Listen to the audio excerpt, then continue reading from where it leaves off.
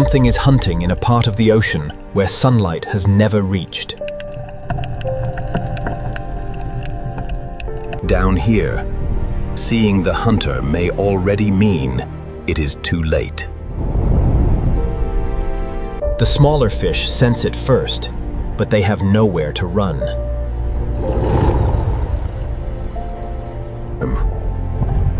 It does not need light to know that every living heartbeat is nearby. For hours it conserved every movement. Now the entire hunt will be decided in seconds. And the darkness hides both the victim and the victor. Every hunter here lives above something deeper, and perhaps something stronger. This animal has survived by entering a world most predators refuse to follow. To understand what waits below, we must begin where the light still feels safe. At the surface, this shark is the hunter, but tonight, something will call it downward. Up here, the ocean appears open, bright, and predictable, but that safety is only an illusion. Near the surface, food is everywhere, and every hunt can be seen before it begins. Here, speed creates the opportunity, but a single turn can still deny the hunter its meal. The prey escapes, yet something deeper has already captured the shark's attention. Below this point, warmth fades, colors disappear, and every decision begins to cost more energy. A scent too faint for us to notice can guide a shark through miles of open water.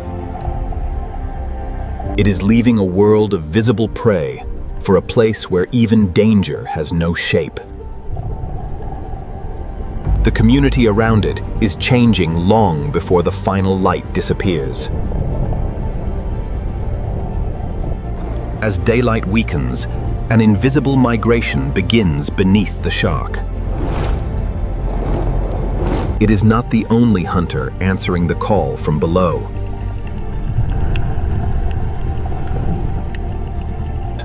At the edge of daylight, two oceans meet, but only one of them allows the shark to see what is coming. Red is the first color to vanish, turning living animals into shadows before darkness is complete. Crossing this invisible boundary means entering colder water, where every movement consumes precious energy. One hunter turns back, but the other follows a signal powerful enough to outweigh the risk. In this emptier world, finding food becomes difficult, and wasting energy can become fatal. Here, survival may depend on becoming invisible from every direction at once. As vision fails, vibrations begin drawing a map of every struggle in the surrounding water. Nearly every life below depends on remains falling from a brighter world it may never see. The first lights below are not guiding the shark. They are warning everything else that it has arrived. The sun has vanished, but something large has just crossed the only path back to it. In darkness, 100 small bodies can become the shadow of a single monster. The warning passes in seconds, but one member of the school is already missing. The attacker remains invisible, but its meal has left a trail the shark cannot ignore. The survivor carries the first evidence that a larger mouth is hunting nearby. For the first time, the hunter behaves like an animal that may also be hunted. The canyon offers food and shelter, but its walls also remove every possible escape. Something powerful has followed this same path often enough to leave its signature behind. For one heartbeat, The canyon reveals the animal that the darkness has been protecting. Its 6 gills belong to a lineage older than nearly every predator swimming above it. The shadow finally has a name, but the 6gill has not risen merely to be seen.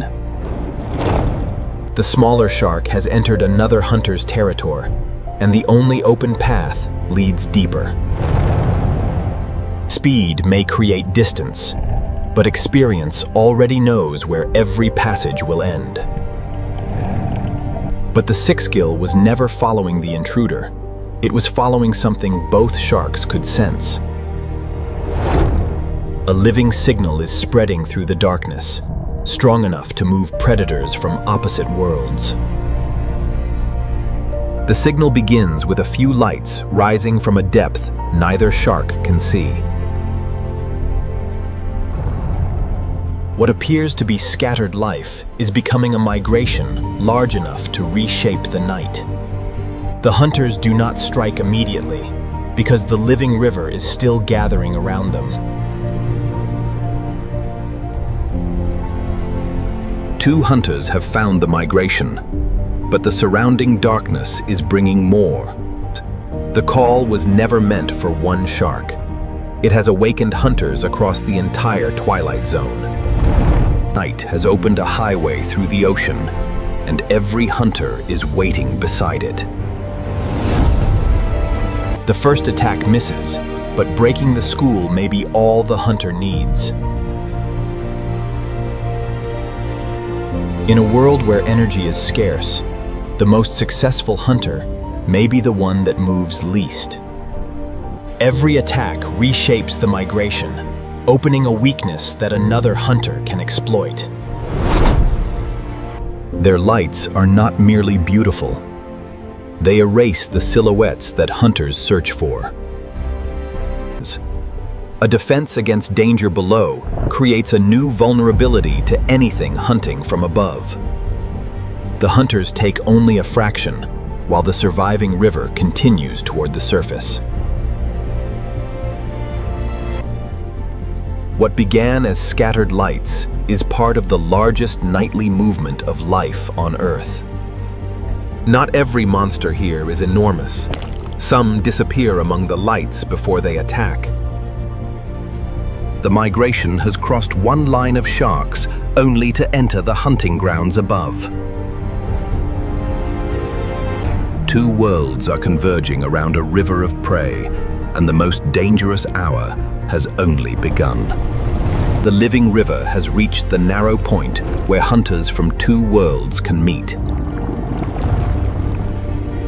The school survives by becoming fluid, forcing each predator to choose from thousands of moving targets. This hunter carries a weapon nearly as long as the rest of its body. Instead of pursuing the fastest fish, the thresher turns the entire school against itself.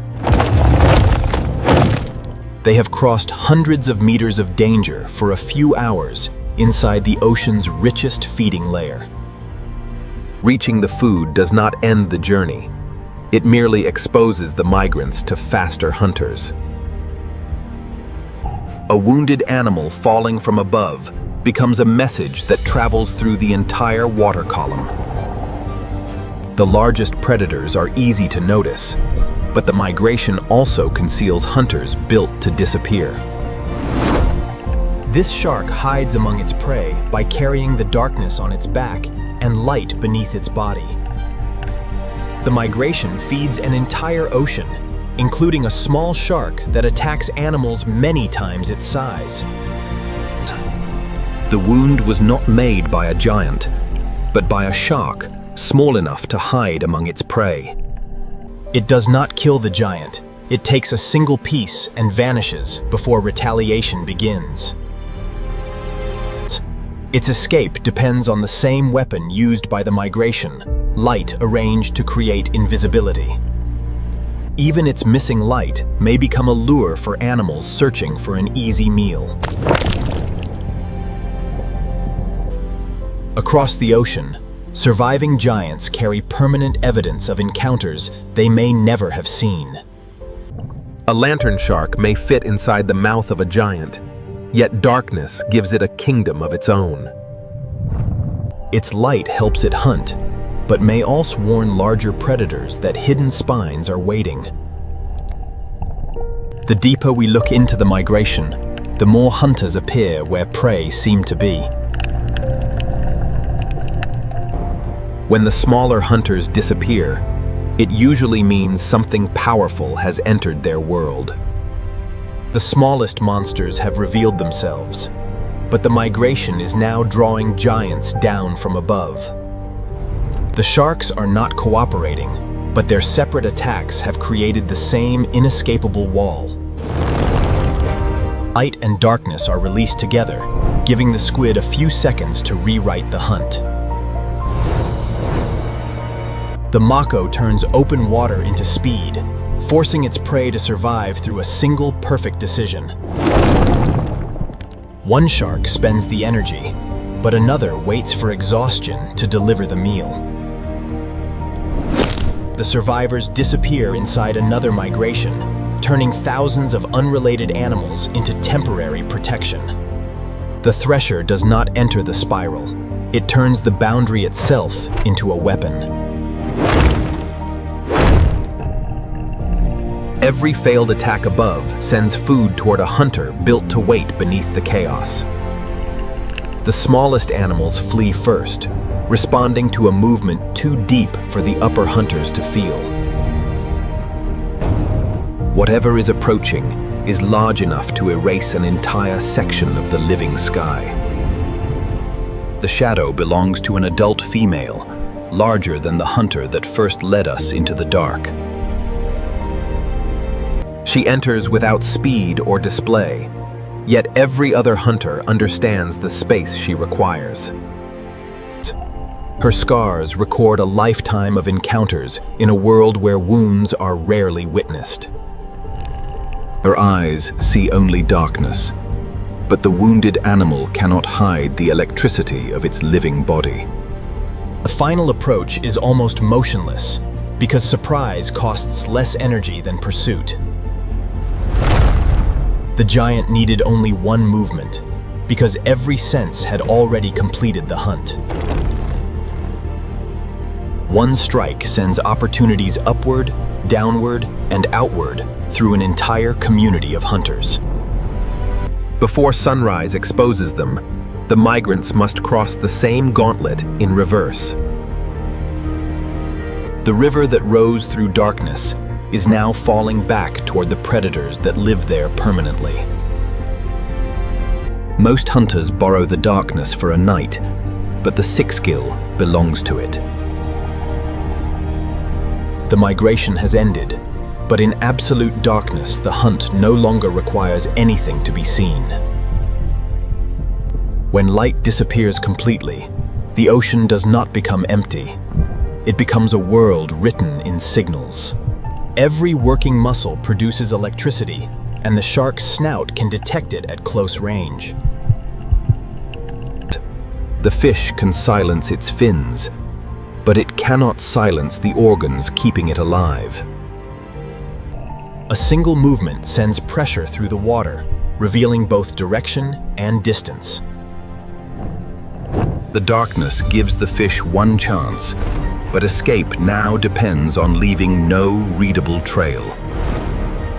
A failed chase becomes more dangerous when replacing the energy may take days. Not every hunter abandons vision. Some have learned to use the smallest surviving trace of light. Sand can hide the body, and darkness can hide the movement, but neither can hide electricity. The smaller shark succeeds because it attacks only after the hiding place has already been solved. Every hunter is reading the same darkness, but only one will interpret the hidden signal correctly. The hidden heartbeat belonged not to helpless prey, but to another predator waiting beneath the sand. By becoming part of the seafloor, The skate avoids attention while keeping its own senses exposed. The safest hiding place becomes a hunting position when prey forget that the ground can move. The successful strike has also announced the skate's position to something too large to fight. In the deep, survival often belongs not to the fastest animal, but to the one shaped for the right refuge. A scent carried by the current can lead sharks toward food long after every visible trace has vanished. They do not follow a visible path. They compare one side of the current against the other. Finding food is only the first problem. Taking it may require facing the animal that arrived earlier. The cat shark needs neither strength nor cooperation, only an opening created by another animal's attention. The next hunter leaves no chase, no warning, and almost no image of itself. The pale snout belongs to a goblin shark, a hunter built for an attack too fast to follow. The rostrum searches the darkness for electrical signals produced by animals it cannot yet see. Unlike the mako, this shark does not overcome distance with speed. It allows distance to disappear. Its jaws cross the final distance faster than the shark's body ever could. The entire strike begins and ends before the surrounding animals understand that a hunt occurred. In a place where meals are rare, weakness may matter more than proximity. One signal has created 3 hunts, each shaped by a different body and a different strategy. The smallest hunter cannot dominate the others, so it uses the canyon to arrive unseen. The cat shark wins a fragment, but the squid sacrifices less than the predators expected. The wounded squid has escaped the first ambush, but every movement now guides 2 hunters toward its next decision. When every visible path is closed, the squid escapes in the one direction neither shark can turn quickly enough to follow. The strike reaches the squid, but a fragment is not enough to stop its final escape.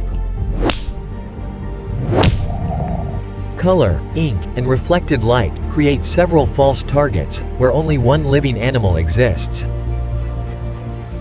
The sixgill does not follow the squid's body. She follows where the surrounding water says it must go.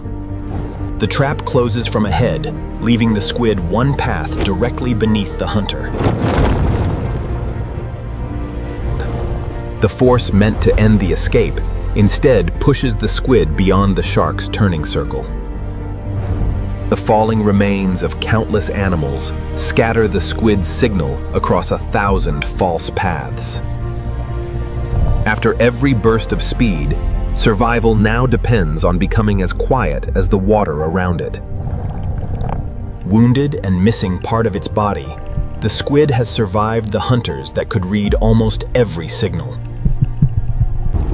Then a scent enters the darkness, powerful enough to make every hunter forget the prey beside it. The signal is not moving like prey.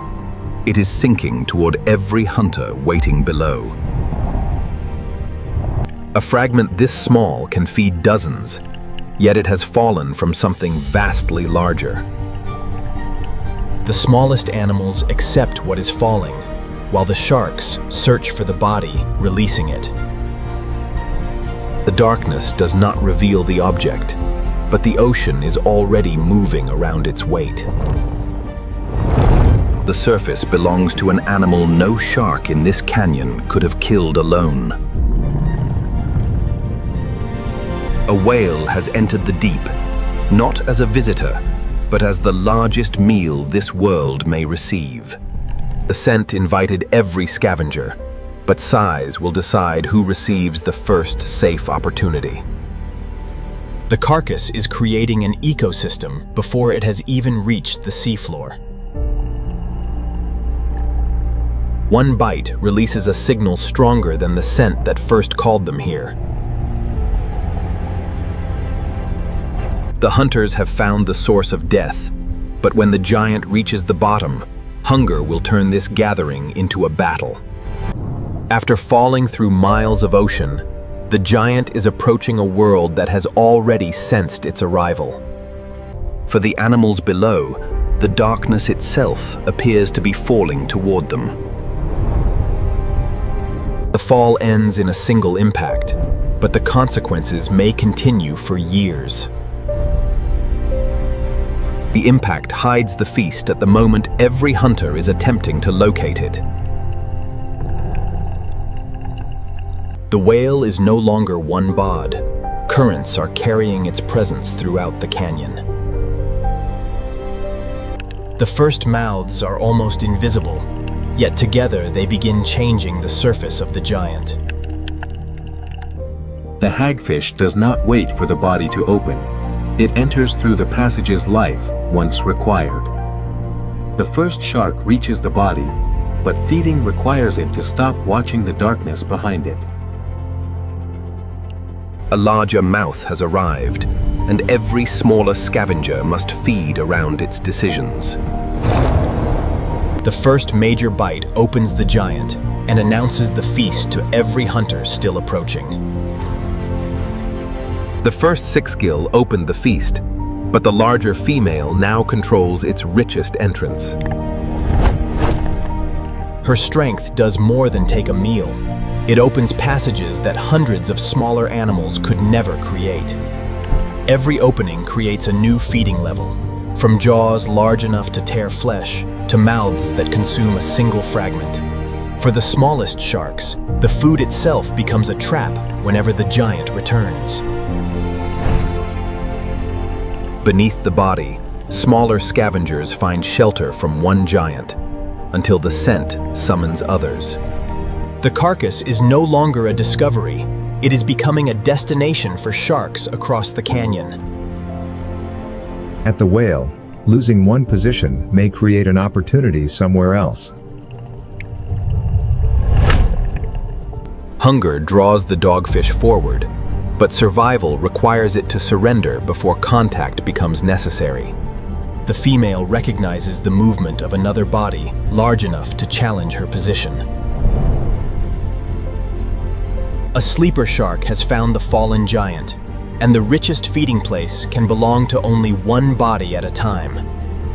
Either giant can risk an injury that the deep ocean may never allow it to recover from. The confrontation ends without a strike, because the carcass is large enough to divide, for now. Two giants feeding separately now open the body faster than either could alone, without intending to cooperate. Each new arrival reduces the space available to feed without entering another predator's reach. The danger is no longer finding food. It is remaining beside it, as larger bodies continue to arrive. The fallen whale has gathered hunters that might never approach one another anywhere else. With no empty position remaining, the newcomer must create one through its own weight. The moving carcass creates danger beneath it, but also exposes the richest tissue the sharks have found. The hidden layer breaks the balance, turning separate feeding zones into one crowded point of conflict. The feast has become a trap, and every bite outside is tightening it around the smaller shark. Strength cannot free the shark, while every movement of the carcass removes more space. Another animal's attempt to feed is making the trap more dangerous without ever seeing the victim inside. The giant that dominated the feast has accidentally opened the only path out of it. It survives by waiting for one movement large enough to reverse the entire trap. The escape changes nothing for the others. Hunger has concentrated the entire canyon around one body. Even at the height of the feast, neither giant can afford to turn food into injury. Each movement by a giant creates a brief world of opportunity for animals waiting beneath it.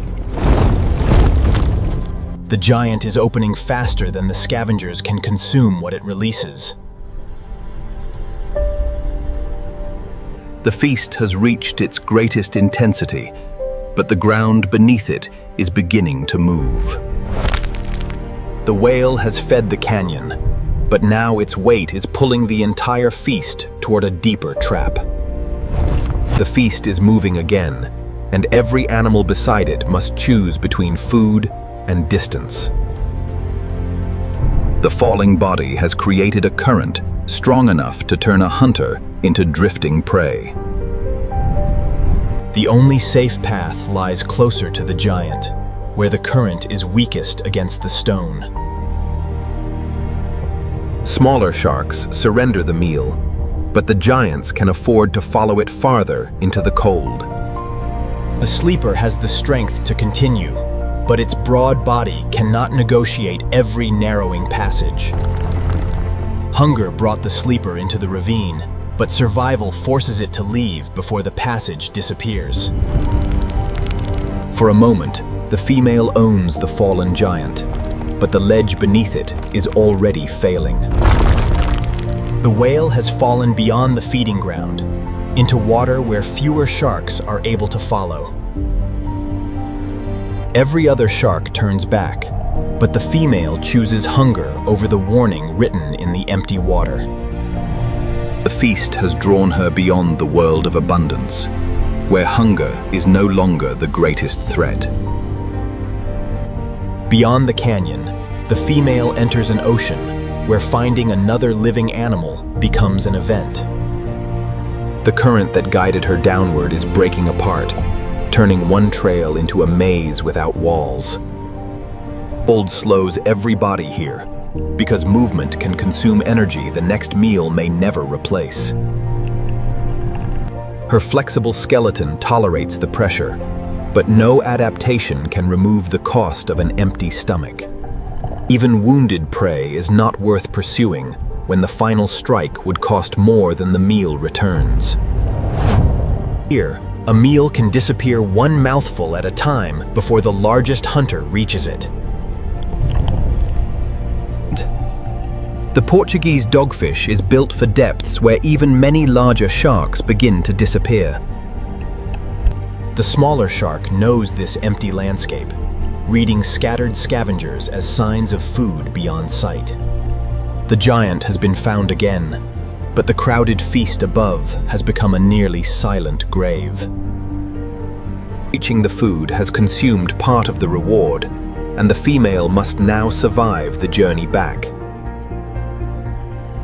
At this depth, one bite feeds the giant, but its fragments may sustain hundreds of smaller lives.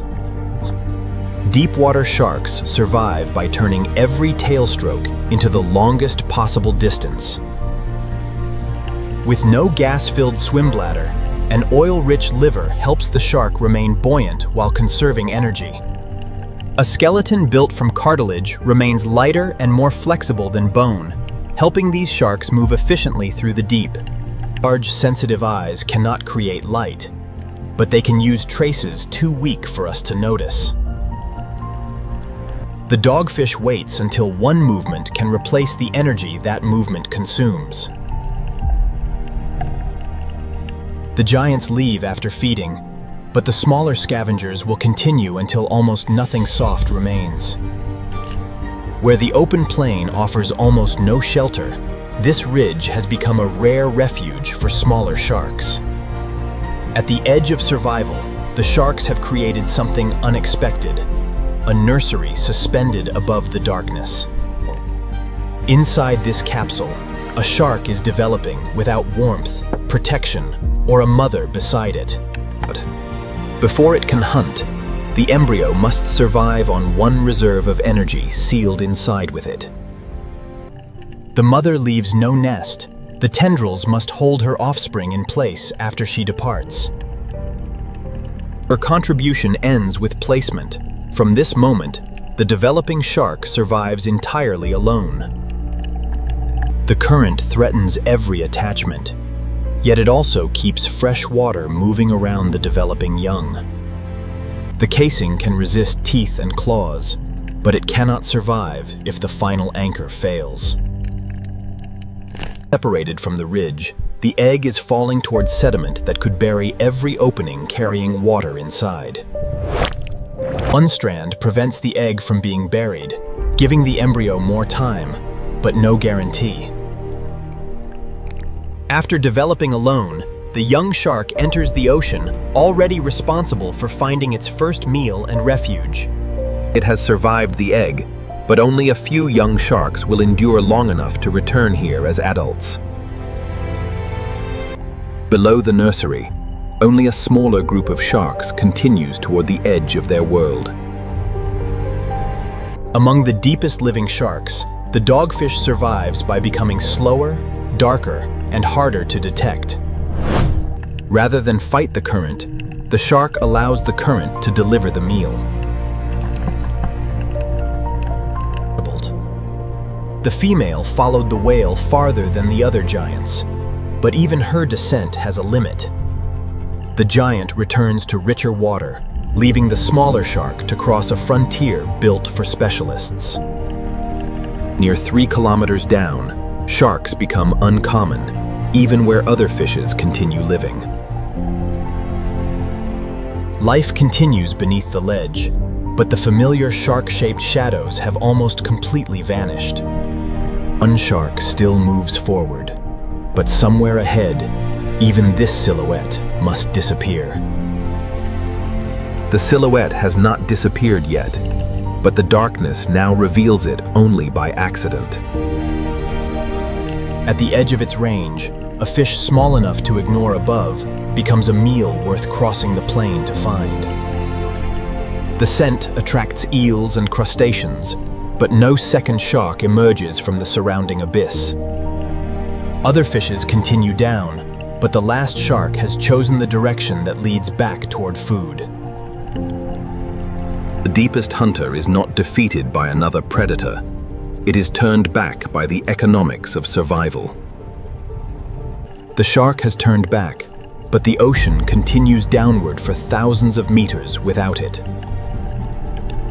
The animals continuing deeper are not larger or faster. They survive through bodies built for a different kind of pressure.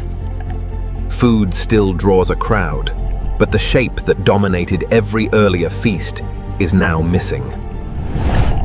Even now, the darkness creates the expectation of a shark, but the shark never arrives. We expected the deepest water to hide the greatest shark, but instead we have reached the place where sharks vanish. If a final giant exists beyond the known sharks, this is where the darkness should reveal it. The monster separates into ordinary bodies, each small enough to survive where a giant cannot. Again, the darkness suggests a shark, and again a different survivor emerges. The trench remains inhabited, but the hunters that ruled every shallower chapter do not cross its edge. At greater pressure, survival favors bodies that appear fragile rather than monsters built from speed and muscle. The deeper landscape is not lifeless. It is occupied by animals following rules the sharks never mastered. Food, scent, and movement are all present, yet none of the signals summons a shark. Even the final shadow is created by falling life, not by a hunter waiting behind it. We came searching for the deepest monster, but every empty frame is becoming part of the answer. The absence is no longer a pause before the reveal. The absence is the reveal. The abyss is not empty of life. It is empty of the predators we expected to rule it. Food reaches this depth, and scavengers find it quickly, yet the scent still summons no shark. Meals exist here, but they arrive unpredictably and may be separated by enormous distances. The animals that remain have reduced the cost of living until even a distant meal can be enough. A shark can conserve energy, but maintaining its body still demands more than the abyss may reliably provide. For a large hunter, crossing this food desert may consume more energy than the next carcass can replace. Sharks can survive around slopes and seamounts, yet the empty plains between them may divide one population from another. Many sharks produce few well-developed young, without clouds of drifting larvae to colonize distant ground. Pressure, food, energy, and reproduction may each close part of the path, but none has yet provided the entire answer. Science has not found one locked door, but every surviving clue points toward the same boundary. Beyond the last sharks, bony fish continue downward with bodies shaped for a different equation. The snailfish appears fragile, yet softness can become an advantage under pressure that punishes rigid structures.